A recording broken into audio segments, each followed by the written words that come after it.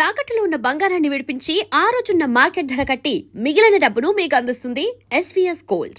నా దగ్గర ఒక సీరియస్ క్వశ్చన్ ఉంది, మీరు చెప్పగలిగితే చెప్పండి, స్కిప్ చేద్దామని స్కిప్ చేసేద్దాం. మన కథ, మనకు తెలియాల్సిన కథ, మన చరిత్ర, రుద్రమదేవి కథ మీరు భుజాలకు ఎత్తుకున్నప్పుడు, షూటింగ్ నడిపిస్తున్నప్పుడు గుణశేఖర్ అయిపోయాడు, గుణశేఖర్ ఇంక ఇండస్ట్రీ వదిలి వెళ్ళిపోతాడు, గుణశేఖర్కి పిచ్చి బట్టి ఈ సినిమాని ఎత్తుకెక్కున్నాడు. ఇవన్నీ ఇండస్ట్రీలో నడిచినాయి, మీరు విన్నారు, మీ దాకా వచ్చినాయి. వాటన్నిటిని దాటుకొని ముందుకెళ్ళే మొండి ధైర్యం ఎందుకు వచ్చింది?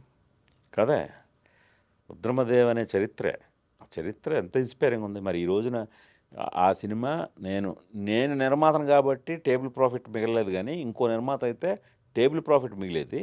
మరి ఆ రోజున నాకు బినామీలు కూడా ఎవరు లేరు, నేను ఒక్కడే సోల్ ప్రొడ్యూసర్లు. సో అలాంటిది రిలీజ్ టైంకి no loss no profit, break ఈవెన్లో రిలీజ్ అయింది. సో అది దాన్ని మించిన సక్సెస్ ఏముంది? ఆ సక్సెస్ని ఏం తెచ్చిపెట్టింది? రుద్రమదేవి కథ, అనుష్క, మా అందరి శ్రమ. సో ఇది నమ్మాను నేను. ఇది ముందు నుంచి చూశాను కాబట్టే నేను అనుకున్న రిజల్ట్ సాధించాను. నాకు మీరు అన్నట్టు కరెక్టే, చాలామంది చాలా రకాలుగా కమెంట్లు చేస్తారు. ఆ కమెంట్లు చేసే వాళ్ళని కూడా మనమేం తిట్టుకోని అవసరం లేదు. అవతల వాళ్ళ స్థానంలో ఉంటే నేను కూడా తిట్టుకునేవాడినేమో వాళ్ళని, ఏం పిచ్చా ఏంటి ఈ సినిమా అని చెప్పి. బట్ అది చేసేవాడికి తెలుస్తుంది. అంటే నేను కరెక్టో కాదో తెలీదు, మధ్యలో మీ అంటే ఆ నమ్మకం లేక కొంత మీ టీంలో నుంచి కూడా కొంతమంది బయటకు వెళ్ళిపోయారు. ఆ లాంగ్ టర్మ్లో అయితే జనరల్గా జరుగుతుంటాయి సార్. అది మనం దాన్ని ప్రత్యేకంగా టీంలోంచి వెళ్ళిపోయారు అనే మాట వాడవసరం లేదు. ఎందుకంటే డ్యూరేషన్ ఎక్కువ కదా. అవును. ప్రాజెక్ట్ డ్యూరేషన్ కదా. మీకు ఏ హిస్టారికల్ ఇలాంటివి తీసుకున్నా స్టార్టింగ్ ఉన్నప్పుడు టీము ఎండకుండరు.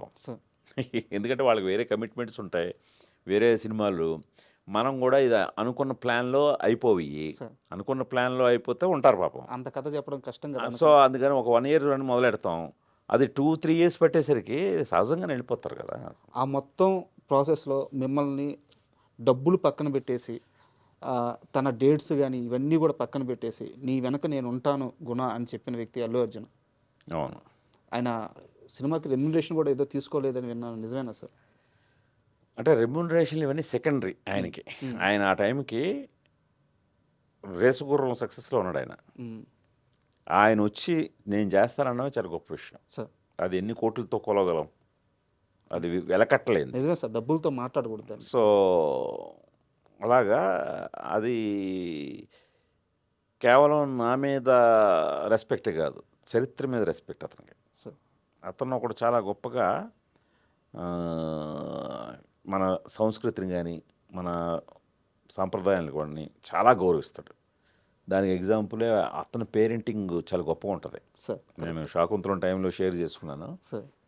అల్లు అర్హపాపని పెంచిన విధానం, ఆ పాపకి ఒక్క ఇంగ్లీష్ పదం రాదండి, అంత స్వచ్ఛమైన తెలుగులో మాట్లాడుతుంది. స్వచ్ఛమైన తెలుగులో ఈ రోజుల్లో ఎక్కడైనా విన్నారా? కష్టం సార్. అది బన్నీను స్నేహ గారి పెంపకం అలా ఉంటుంది. ఆ పాప వెరీ వెల్ డిసిప్లిన్డ్. పద్యాలు ఏం చెప్తుంటారు సార్ స్టేజ్ మీద కానీ. సో అలాగా చరిత్ర మీద కూడా ఉన్న రెస్పెక్ట్ తోటి వచ్చి గౌనగాన రెడీ చేశాడు. సూపర్. అండ్ ఇంటర్వ్యూకి వస్తున్నానంటే మీ ఏడీలో ఒక ఏడీతో మాట్లాడా, మీరు పేరు అడగొద్దు, వాళ్ళకి షెంటింగ్ పడిపోద్ది నాకు తెలుసు. ఏం సార్ అసలు నిద్రపోవట్లేదు అంటే మీరు? నిద్రపోవడం అనేది చాలా తక్కువ అంటే నిద్రపోవడం. అవును, మామూలుగా అయితేనే చాలా తక్కువ. ఎందువల్ల సార్? మీకు డైరెక్టర్ అనే చైర్లో వచ్చి కూర్చోండి, మీకే తెలుస్తుంది. నేనే కాదు, ఏ డైరెక్టర్ ప్రశాంతంగా నిద్రపోతాడో చెప్పండి. నాకు తెలిసి డైరెక్షన్ అనే వృత్తిలో ఉన్నవాడు ఎవరికి కూడా ప్రశాంతమైన నిద్ర అయితే ఉండదు. అది నేను చెప్పగలను 90%. అది అందువల్ల ఇది నా ఒక్కడే ఇదే కాదు, డైరెక్షన్ అనేది అంత బాధ్యతతో కూడుకున్న వ్యవహారం. ఎంతమందిని సమాధానపరచాలి, ఎంతమందిని ఎన్ని లాజిక్స్ని మనం అడ్రస్ చేయాలి, అదొక పెద్ద యజ్ఞం అండి మీకు. అందుకనే కదా వరల్డ్లోనే మోస్ట్ డిఫికల్ట్ జాబ్ ఏదైనా ఉందంటే ఫిల్మ్ డైరెక్షన్ అంటారు. అది నిజం. ఏడీస్కి ఒక టైం చెప్తారంట, యూనిట్కి ఒక టైం చెప్తారంట, వాళ్ళందరికంటే ముందే వెళ్ళి కూర్చుంటారంట. ఇది కొత్తగా ఈ సినిమా అదే చేయట్లేదు సార్ అవును, సార్ ఫస్ట్ నుంచి నా ఇంతే. మొదటి నుంచి నాకు మా ఇంట్లో అందరికి కూడా టైం డిసిప్లిన్ చాలా ఎక్కువ. సార్ ఎందుకంటే ఇప్పుడు 7 గంటల కాల్ షీట్ అంటే నేను వీలైతే 6:30కే ఉంటాను. నేను 6:30కే ఉండి అక్కడ అన్ని అరేంజ్మెంట్స్ చూడటమే కాకుండా అక్కడ ఏమైనా ఇంకా బెటర్మెంట్ చేయొచ్చా. సో ఎందుకంటే నాకు ఒక షాట్ ఎక్స్పోజ్ అయిందంటే భయం అండి.